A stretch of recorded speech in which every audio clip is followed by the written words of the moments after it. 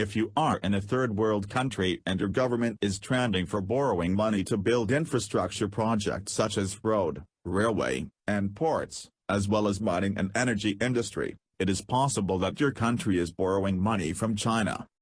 From a third world country to an economic power, China has become the second largest economy by GDP after the United States.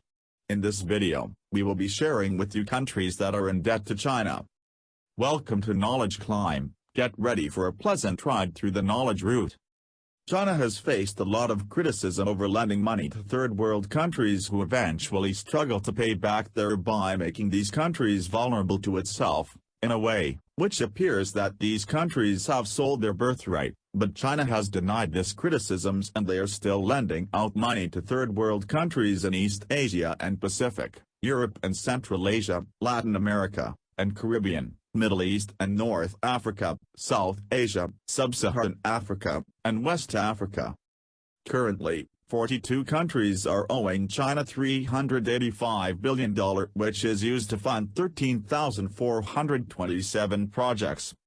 With the whopping $385 billion in lending to 42 countries, and 13,427 projects, China has become the single largest lending country in the world. Although the contract for this lending can differ, a lot of developing and underdeveloped countries are still going to China to lend money. I sincerely feel, China must be so rich to be on a lending spree. Don't you think so? Sri Lanka is a very good example of a loan with a bad term of contract.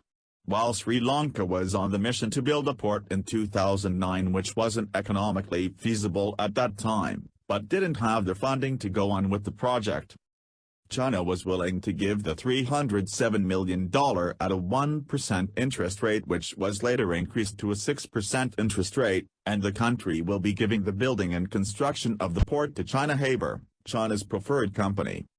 After completion of the port in 2012, the port didn't generate revenue as the port wasn't used by anyone since the country already had a major port in Colombo. The country went to China for another loan of $757 million.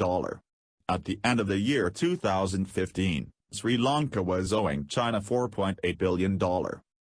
China owns around 72% of Kenya's external debt.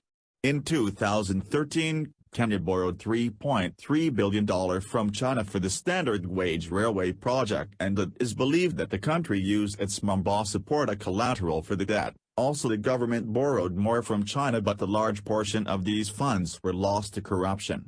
Kenya is in a $7.9 billion debt to China. Ethiopia is another country that owes China $6.57 billion. The country constructed the Addis-Djibouti Railway with a loan worth $2.5 billion from the Export-Import Bank of China. The project was constructed by the China Railway Engineering Corporation, and the China Civil Engineering Construction Corporation.